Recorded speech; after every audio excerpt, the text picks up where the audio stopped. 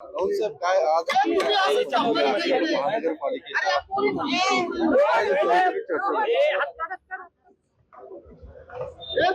बैठकीत चर्चा काय झाली हे बाहेर कसं काय सांगू? बघा, नक्कीच पुणे जिल्हा, पिंपरी चिंचवड, पुणे शहर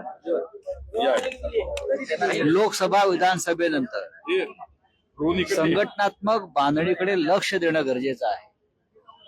उद्या महानगरपालिका येतील, जिल्हा परिषदा येतील, त्यासाठी पक्षाचा कार्यक्रम ठरवणं गरजेचं आहे.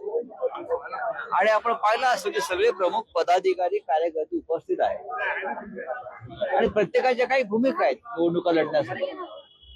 कोणी म्हणतं आपण स्वबळावर लढलं पाहिजे, काही म्हणतात महाविकास आघाडीबरोबर राहिलं पाहिजे.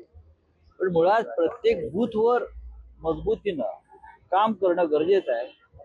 हा जो शिवसेना पक्षप्रमुखांचा आदेश आहे त्याच्यावर प्रामुख्याने चर्चा झाली आणि ही महानगरपालिका आम्ही ताकदीनं लढवू.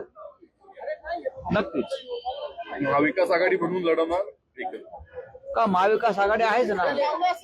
तुम्ही सगळे महाविकास आघाडीच्या मागे हात धुवून का लागलेला?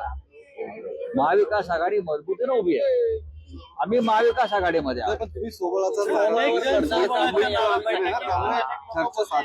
मुंबईत ते मुंबईची परिस्थिती, मुंबईची रचना आणि मुंबईचे विषय वेगळे आहेत.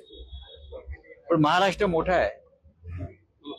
महाविकास आघाडी ही विधानसभेसाठी निर्माण झाली, इंडिया आघाडी ही लोकसभेसाठी निर्माण झाली.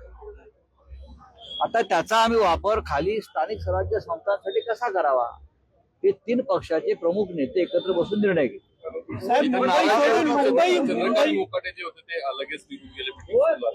मला असं वाटत नाही चंद्रकांत मुकाटे पुणे महानगरपालिकेच्या निवडणुकीच्या बैठकीला पूर्णपणे उपस्थित होते आणि त्यानंतर इतर जिल्ह्याच्या ज्या बैठका झाल्या, बारामती असेल किंवा पुरंदर असेल, अन्य काही विषय होते, त्यानंतर ते पुढल्या बैठकीच्या तयारीला निघून गेले. मुंबई काम आहे का? राजू नाईक यांना स्टेजवर बोलून घेतलं गेलं म्हणून ते नाराज होऊन निघून गेले अशी माहिती. हो, तिकडे कोथरूडमध्ये त्यांचं काम नाही केलं त्यांनी. चुकीची माहिती. मुंबई काम आहे का? उद्धव ठाकरे हे देवेंद्र फडणवीसांचं नेतृत्व येत्या काळात स्वीकारतील आणि तशी चुकी रणनीती ही सुरू असल्याचं रवी राणा म्हणतायत. तुम्हाला आमदार ठेवलं जाते सगळ्याच्या. रवी राणा यांना JP नड्डांच्या जागी नेमणूक केली आहे का राष्ट्रीय अध्यक्ष पक्षाचे? अहो, शिवसेना हा एक स्वतंत्र पक्ष आहे. शिवसेनेला एक परंपरा आहे. शिवसेनेला एक मोठी परंपरा आहे हिंदुहृदय सम्राट बाळासाहेब ठाकरेंपासून.